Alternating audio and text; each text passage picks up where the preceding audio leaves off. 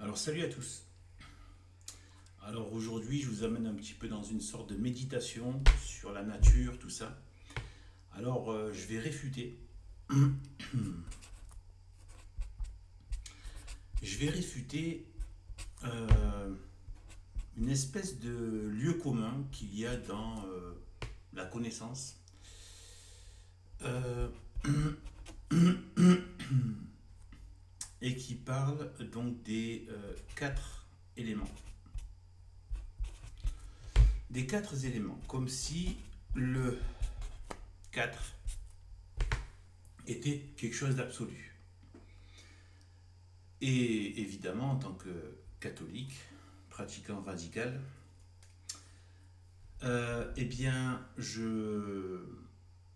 qui en plus observe combien les idées et les stratagèmes de la pensée de serpent du modernisme a infesté toute forme de toute forme de conception qui peut ou qui pourrait se rapprocher et redonner le nord à la pensée, c'est-à-dire le nord, c'est-à-dire Dieu. Et donc Dieu égale forcément la Sainte Trinité, dont évidemment le Christ. Alors, donc, moi, dans cette vidéo, je veux dire qu'en fait, il n'y en a pas, il n'y en a pas, il n'y en a pas quatre, il y a trois éléments. Et à mon avis, il y a un phénomène. Ça fait longtemps que ça m'est venu à l'esprit, j'ai laissé ça se développer de temps en temps en réflexion comme ça, et ça me semble tellement évident, et je pense qu'il y a un phénomène qui n'a pas été mis en valeur, je suis certain que c'est pas, je ne suis pas le seul à y avoir pensé. Mais vous savez très bien que la pseudo-objectivité pseudo-scientifique et pseudo-raisonnable, pseudo-rationaliste, passe son temps à essayer de s'aveugler elle-même et d'aveugler les autres. Se frapper elle-même de cécité pour masquer Dieu de sa vue. Elle ne veut pas voir Dieu, c'est bien une question de volonté. Et elle veut faire en sorte que, bien comme le démon, d'en entraîner un maximum dans son aveuglement. Eh bien, je suspecte les matérialistes et non pas les rationalistes, parce que nous, les catholiques traditionnels, nous sommes les plus rationalistes, les rationalistes complets, c'est-à-dire qui incluons le raisonnement sur la matière, sur les choses de la matière et sur les choses de l'esprit, tandis que les matérialistes sont des amputés, c'est comme si quelqu'un qui est amputé d'une jambe, donc il ne marche que sur une jambe, ils marchent, ils essaient d'avancer à cloche-pied. C'est pour ça que toute leur théorie se casse la figure. Parce que voilà, il leur manque l'aspect spirituel qui est au-dessus même de la matière. Alors nous sommes des rationalistes, nous utilisons notre raison sur la matière et sur les choses de l'esprit qui sont en grande partie données par la révélation. Encore faut-il ne pas se fermer à la grâce. Bon, mais l'être humain a tendance à être un peu comme une huître. Dès qu'il sent venir à la grâce, il a tendance, et ça c'est un problème voilà, y compris moi, j'ai déjà eu ce genre de... Bien évidemment, hein, même le plus clair de ma vie, j'ai passé mon temps à essayer de fuir les appels de Dieu. Voilà. Et donc, puis quand tu te prends assez de murs dans la figure, parfois ça peut arriver qu'il y a un mur qui finalement te ramène à la raison. Bon bref. Alors donc du coup, en fait pourquoi 3? Parce qu'en fait, qu'est-ce qu'on nous a dit? On nous a dit donc la Terre, on va imaginer donc que c'est un caillou, hein, un rocher, la Terre.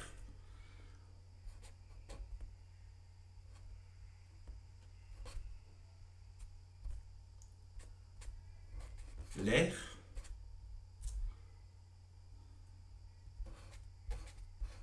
le feu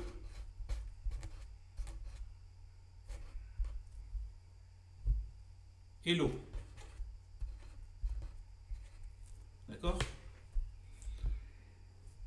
1, 2, 3, 4. On nous a dit ce sont les 4 éléments. Eh bien moi j'en enlève un, c'est celui-là. J'enlève le feu. Et en fait, donc finalement, il y en a 3. 1, 2, 3. La terre, l'air et l'eau. Ce sont les 3 éléments. Pourquoi? Parce que le feu, c'est de la combustion. Le feu n'existe pas par lui-même.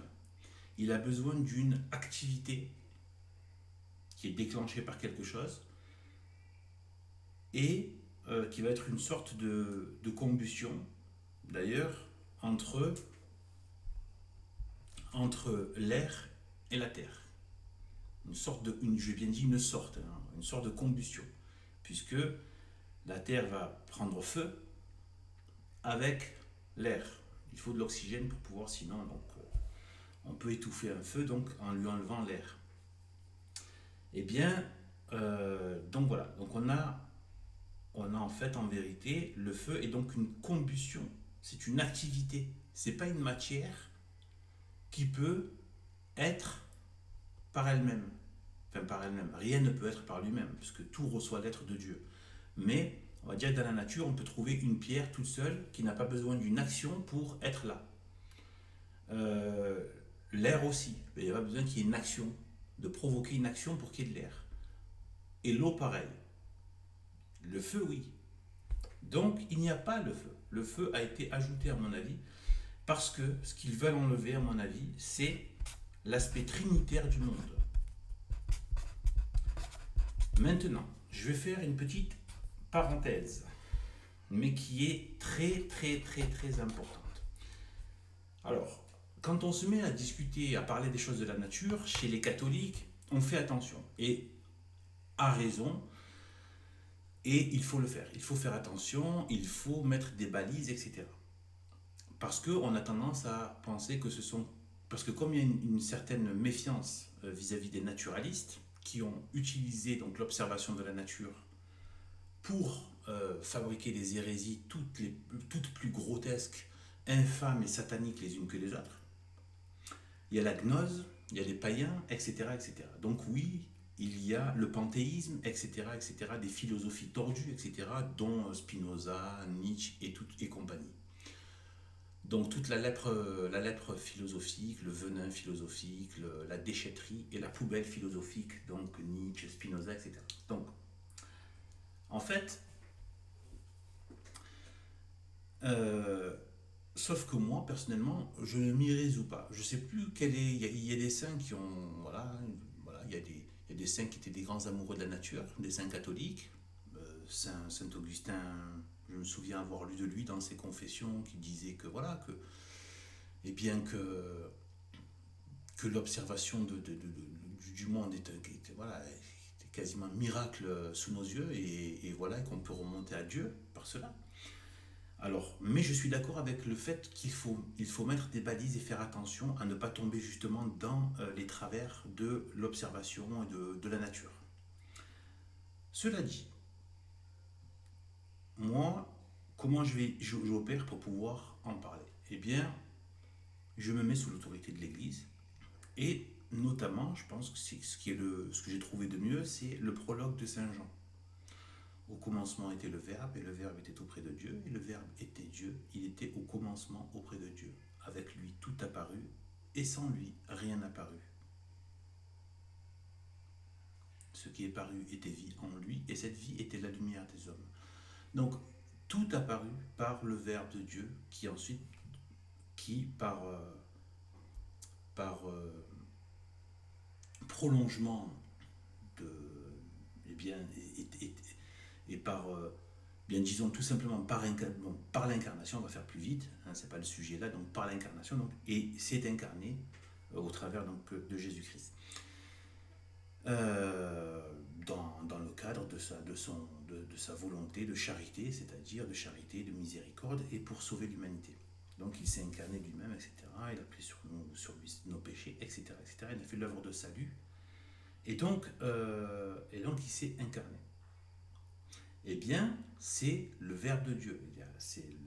En fait, quand on dit la deuxième personne donc, de la Trinité, le Fils est le Verbe de Dieu, euh, eh bien, c'est le Verbe qui s'est incarné. Jésus-Christ est le Verbe de Dieu. Sachant que le Verbe est Dieu, le Père et le Saint-Esprit.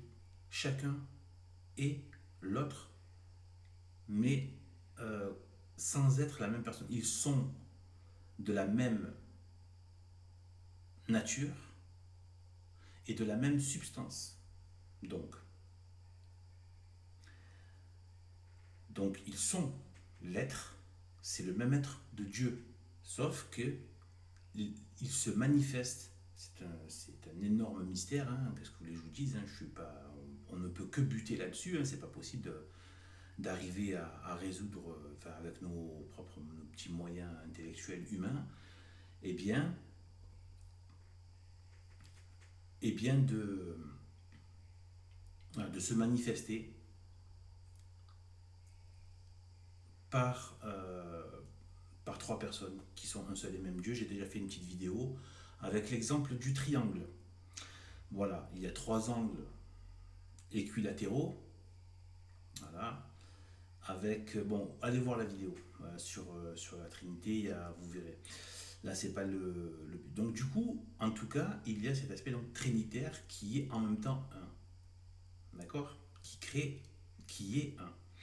Alors, moi, donc je me dis, voilà, je parle sous l'autorité du prologue de Saint Jean que tout a été fait par le Verbe de Dieu. Donc, il n'y a pas de nature qui est auteur d'elle-même ou d'autres soi-disant divinités ou qui se ferait par une sorte d'immanence. Non, non, non, non, non. Pour faire simple, hein, Jésus-Christ a créé toute chose. Voilà, c'est aussi simple que ça. Voilà. Jésus-Christ est l'auteur de toute chose qui s'est manifesté, qui est venu au monde par le prologue de Saint Jean. Voilà. Bien sûr, avec le concours, puisqu'il est trinitaire et qu'il n'y a pas de division, eh bien, eh bien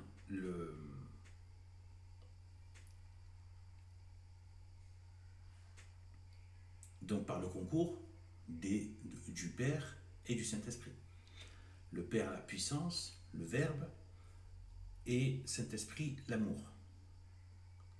Même si c'est plus, il y a beaucoup plus à dire que ce que je viens de dire là, mais c'est une sorte de de base élémentaire. Voilà. Donc en fait, au niveau, pourquoi je parle donc de Trinité par rapport à, je pense que les modernistes, ayant vu, voire même certains païens, ayant vu que ça peut être un argument qui peut aller dans le sens de la vérité de Dieu, qui est trine. Je médite la création sous l'autorité du prologue de Saint Jean et sous l'autorité de l'Église catholique, et je dis que, sans l'affirmer comme étant une certitude, je me dis qu'il y a peut-être une sorte de signature du Créateur dans la création. Je suis certain que je ne suis pas le seul à avoir parlé de ça, même je suis sûr qu'on peut trouver des auteurs catholiques, voire même des pères de l'Église qui en ont parlé. Ça, je ne sais pas. Eh bien, on le voit quand il y a un créateur, il y a toujours sa marque personnelle. Or, bon, voilà. Donc, vous voyez, quand on crée, il ne faut pas oublier qu'on a été fait à l'image de Dieu. Donc, il y a toujours une touche personnelle. Sinon, c'est de la standardisation. Et justement, il manque quelque chose. Dieu, il y a une relation personnelle. Il y a trois personnes donc, dans le même être. Allez vraiment voir ma petite vidéo que j'ai faite en parlant du triangle. Voilà, vous allez voir, voilà, je pense que je vais la mettre à la fin de cette vidéo-là. Vous savez, à la fin, voilà, vous n'aurez plus qu'à cliquer. Eh bien voilà, donc je pense qu'en fait, ils se sont rendus compte que ça pouvait trop amener de l'eau au moulin de l'existence de Dieu, mais de la vérité catholique surtout.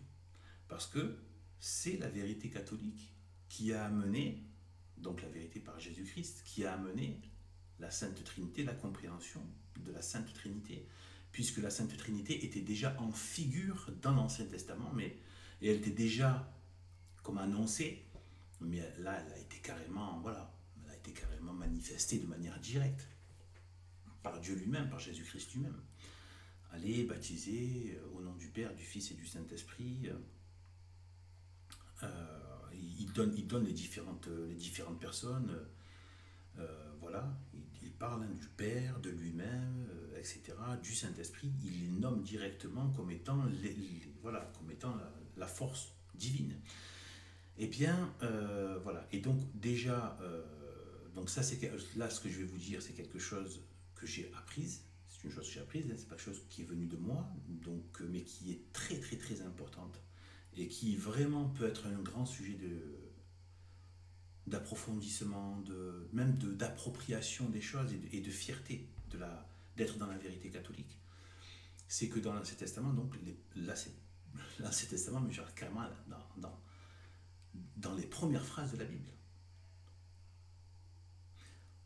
Donc, après au commencement, Dieu créa le ciel et la terre. Eh bien, il y a toujours. Dommage que j'ai pas ça sous les yeux. En tout cas, je vais prendre par exemple.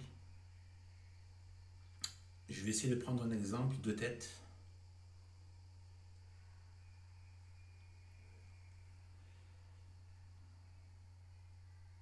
Oui, quand il est dit, donc Dieu dit,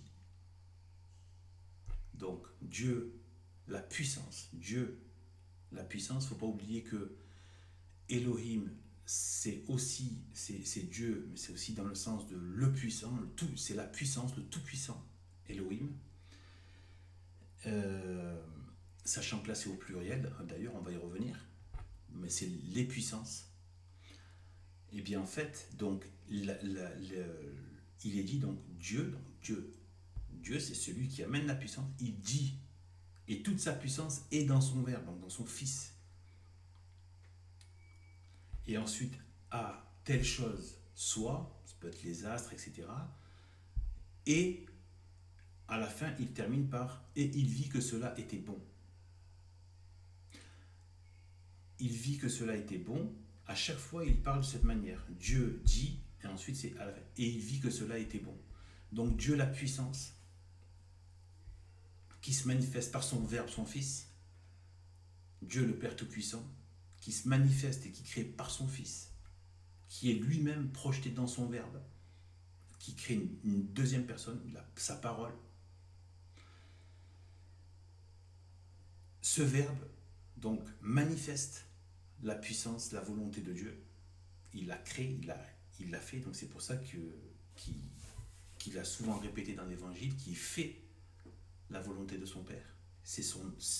Mais il est la volonté de son Père aussi, hein, je veux dire, en termes de Sainte Trinité. Donc, et ensuite, et il vit que cela était bon, donc ça c'est le Saint-Esprit. Donc là c'est le Saint-Esprit plutôt. Donc on a la troisième personne, c'est il vit que cela était bon. Bon c'est quoi? Il y a une sorte de bénédiction si vous voulez. Et la bénédiction en latin, donc c'est même voilà. Qu'est-ce que ça veut dire de bénir? Ça veut dire de dire du bien. Bénédicter, dire du bien. Et on dit du bien de ce qu'on aime. On dit du mal de ce qu'on n'aime pas. Donc, quand on dit du bien, c'est de l'amour. On aime, ça veut dire qu'on aime.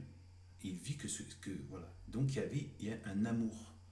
Après, c'est pas aussi compartimenté. Je suis pas en train de dire que tout est compartimenté, saucissonné comme ça. Mais c'est pour donner une idée. Là, qu'il y a la présence de la puissance de Dieu le Père qui se projette entièrement, absolument dans le Verbe, qui crée et qui crée du bien. Donc c'est un bon Dieu et ce qui crée est bon. Voilà. Et donc là on a dans le bon on peut mettre toutes les vertus, toutes les perfections. Donc je ne vais pas rentrer dans tous les détails, mais voilà. Et sachant que dans le texte originel, donc vraiment en hébreu, vraiment tel que ça a été donné à Moïse, eh bien c'est les Elohim. Donc déjà, c'est pas Dieu, c'est les Elohim. Dieu, ça fait singulier. Et c'est singulier parce que de toute façon, ces Elohim ne font qu'un. Et on le voit même dans la façon dont ça s'articule, qu'il y a parfaite, euh, une parfaite symbiose, parfaite communion dans ce qui est et de ce qui est fait. Eh bien, c'est les Elohim. Donc c'est les puissances. Je n'ai pas le terme exact, mais en tout cas, je sais que le Elohim, ça fait référence au côté Dieu Tout-Puissant. Eh bien voilà, donc on a les Elohim.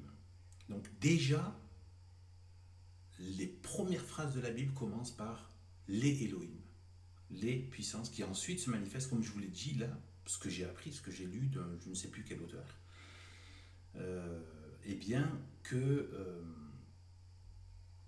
eh bien ces trois voilà, on retrouve donc ce côté trinitaire justement dans cette création. C'est Dieu dit, il vit que cela était bon. Dieu dit, il vit que cela était bon. Donc, euh, donc ça veut dire que Dieu, sa puissance veut le bien, le Verbe fait le bien, etc. Le Saint-Esprit, c'est la bénédiction, c'est l'amour de ce qui est bon, etc. Donc voilà. Mais c'est une seule et même, évidemment, divinité qui est Dieu. Dieu. Et donc, voilà. Et bien en fait, moi, ce que je pense, c'est que donc les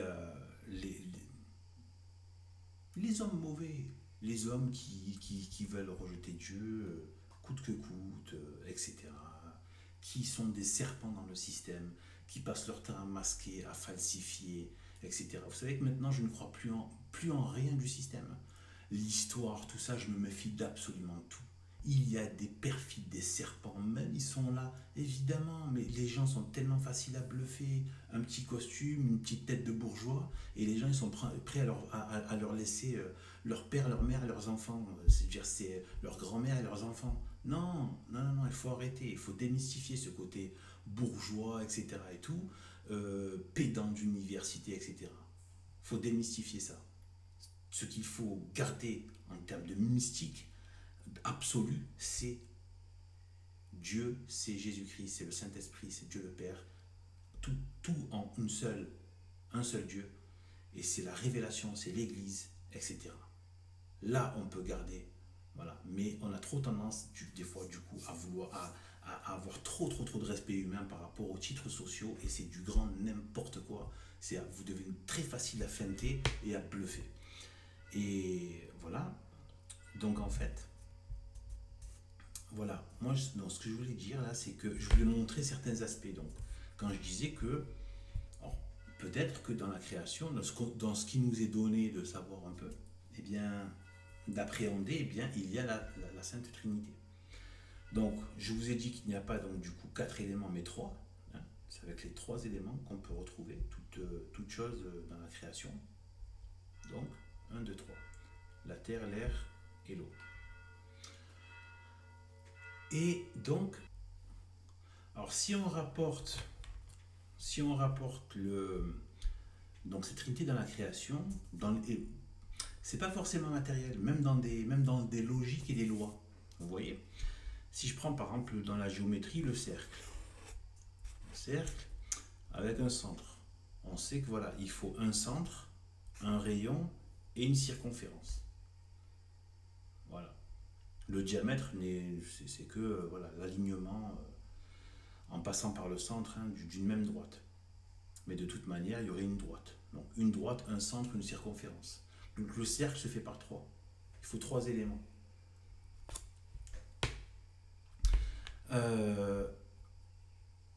On parle de hauteur. En général, en termes de hauteur, il y a le haut, le milieu et le bas. Si on prend par exemple, je sais pas, une maison, voilà.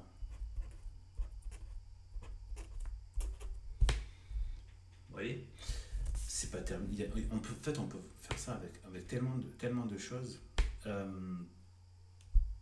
Eh bien, par exemple, il y a aussi le chaud. le tiède et le froid.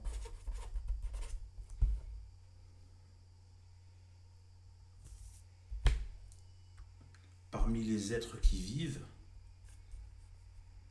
donc il y a par exemple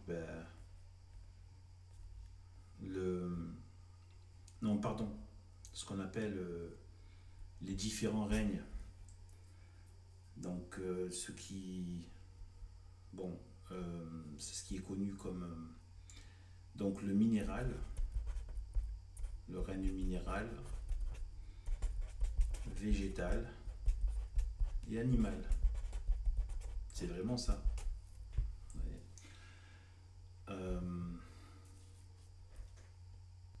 Si on prend l'eau, en général ça fait donc liquide, ensuite vapeur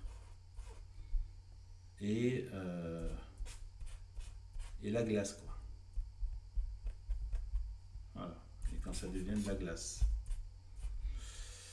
Voilà. Bon, on va dire liquide, gazeux et solide.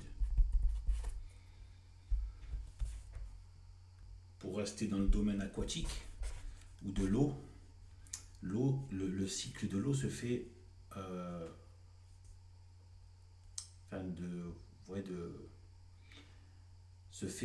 par une source au niveau des rivières. Donc il y a le courant, donc la source, courant, et ensuite il faut un endroit où toute l'eau arrive, quoi, et stagne. Donc là c'est voilà. En termes de vitesse,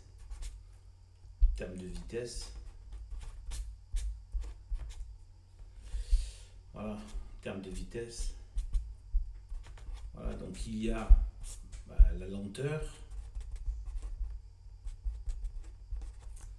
la rapidité, et puis il y a une vitesse de croisière, vitesse moyenne.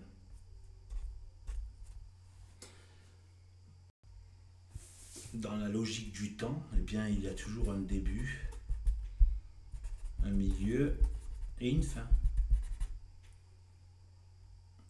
La famille, même si après il peut y avoir plusieurs enfants, mais c'est le même processus, parce que chez nous, les gens normaux, il y a un brave homme de Dieu, une femme de Dieu. C'est ça la vérité de la vie et de la nature. Il n'existe rien d'autre. Et ensuite, eh bien, un petit bébé tout mignon. Voilà. Donc on a vraiment qui se forme avec 3. Le 2 qui donne un troisième. Union des deux. Voilà. Après, même s'il y a d'autres enfants, c'est toujours le même processus qui s'est donc répété. C'est les 2, 1, les 2, 1. D'accord ? C'est pas... Voilà. Donc, voilà. On peut dire pareil par rapport à l'intelligence. Hein. Il y a la bêtise, il y a la grande intelligence, et puis il y a l'intelligence moyenne. De même, on nous a bassinés avec donc les 7 couleurs. Je ne sais plus qui c'est. C'est pas Newton, je crois que c'est Newton, non ?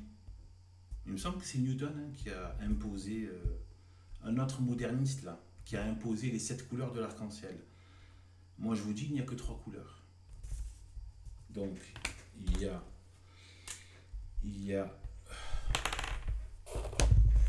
à mon avis, c'est la couleur principale. Attendez, hein, ça c'est un peu mal mis là.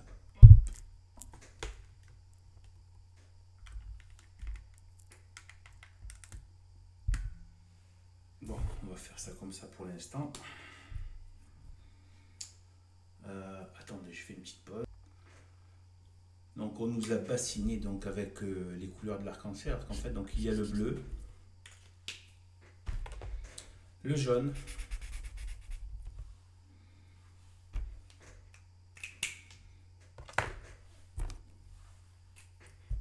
et le rouge. Voilà, c'est tout. Voilà les 3 couleurs avec lesquelles il y a toutes les autres couleurs. C'est tout, il n'y a pas les 7 couleurs de l'arc-en-ciel. Puisque ce qu'on appelle d'autres couleurs de l'arc-en-ciel, ils sont même allés inventer l'indigo, tout ça, n'importe quoi, qui ne sont que des variantes en fait. En fait, là c'est tout simplement, je ne vais pas toutes les faire, hein, mais c'est pour donner un peu le... Voilà. Le orange, ce n'est que l'alliage des deux, ici. C'est tout. Le vert n'existe pas en lui-même. Le bleu existe par lui-même, mais le vert non. Le vert s'obtient par l'alliance des deux. Pareil ensuite le violet. Le violet qui va être donc mélange, voilà, du rouge et du bleu, etc. etc., etc. Le marron, c'est... Bon, après il faut rajouter du noir. Je crois que c'est de l'orange avec du noir. Après il me semble, c'est pas ça. En tout cas, voilà, on a donc les 3 couleurs. On a les 3 couleurs qui sont la base de tout. C'est pour ça que moi je dis les 3 couleurs de l'arc-en-ciel. Il y a juste les couleurs intermédiaires entre les 3 couleurs. Et voilà, si vous regardez bien le côté violet qui peut apparaître, en fait, c'est comme si l'arc-en-ciel reprenait de l'autre côté, mais qu'on ne voit pas. Vous voyez, vous pourrez observer un arc-en-ciel, vous verrez. Voilà. Évidemment, en termes de vie, bien, il y a la naissance, la vie et la mort. On peut vraiment résumer les choses comme ça. Sur l'existence d'une personne, en termes de 3 temps, qui est décisif, et bien de ce qui a été, voilà, de la vie dont on peut parler est contenue entre une naissance, une mort et une vie entre les deux. Voilà, donc moi je pense que c'est vraiment très très très répandu. On peut voir ça dans beaucoup de choses de la création. On pourrait continuer comme ça, à en trouver plein d'autres. Et j'aime l'idée de me dire que peut-être que Dieu, qui est un créateur, il y a de l'art aussi dans cette création, eh bien a comme laissé sa signature trinitaire dans cette création. Et qu'évidemment tous les lépreux, les serpents, voilà quoi, qui agissent au travers d'hommes et de femmes qui ont décidé de travailler, de se donner au serpent, consciemment ou inconsciemment, mais c'est pareil, hein, le mouvement de l'âme est le même, c'est une adhésion au mal.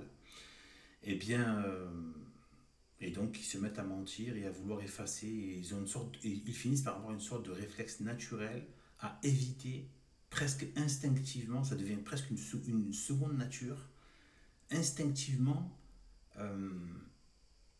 en fait, instinctivement, voilà, il rejette ce qui non seulement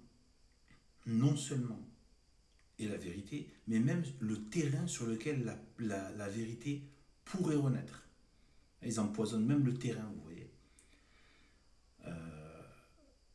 Je pense par exemple, là, le simple par exemple, c'est pas simplement d'avoir calomnié, blasphémé, interdit aux gens d'apprécier le catholicisme, la chrétienté et tout, à force de films, de propagande sale, gauchiste, etc. et tout. Mais en plus, ils détruisent même l'intelligence, vous savez, avec cette espèce de subjectivisme, il n'y a pas de vérité, etc. Il n'y a plus de pensée droite, parce que la pensée droite pourrait, malgré leur propagande, malgré leur sale calomnie, etc., pourrait faire ressurgir cette vérité qui est toujours là. Eh bien, ils ont comme un instinct de reptile, de serpent, qui consiste à presque renifler ce qui pourrait laisser renaître la vérité. Et la vérité qui mène directement ou indirectement eh bien, la réalité de tout cela et la pensée droite qui mène directement, peut-être par étapes, etc., mais qui mène de toute manière, si on est honnête, sincère et qu'on veut vraiment, qu'on a un amour de la vérité, on finit par y arriver. Et donc à Dieu, forcément. Et après de Dieu, on arrive à mieux le connaître, c'est-à-dire le Christ. Et le Dieu donc, de la Bible, c'est le même Dieu hein, qui s'est d'abord annoncé au travers de l'Ancien Testament, puis voilà. Eh bien, eh bien voilà, j'ai l'impression qu'en fait, on enlève les moyens de retrouver Dieu dans la création. Donc là, je vous montre encore une façon. C'était quelque chose de tellement évident, mais bizarrement, ça a échappé à tout. Évidemment, ça ne leur a pas échappé, mais comme je vous dis, ils veulent absolument effacer la marque de Dieu dans la création pour pas qu'on puisse le retrouver. Voilà, comme si vous êtes sur un terrain, on met des fausses pistes, on efface les traces, etc. Et tout, pour éviter que vous retrouviez le chemin. Ils ne se contentent pas de vous avoir mis des boulets aux pieds, un bandeau sur les yeux, etc. En plus, ils effacent le chemin. On ne sait jamais. On ne sait jamais. C'est une véritable. Il faut vraiment en être conscient en fait. Quand vous en êtes conscient, vous savez que vous êtes dans une guerre en fait. C'est une guerre, un combat spirituel de vérité. Voilà. Eh bien, sur ce, je vous dis à bientôt et que Dieu nous bénisse.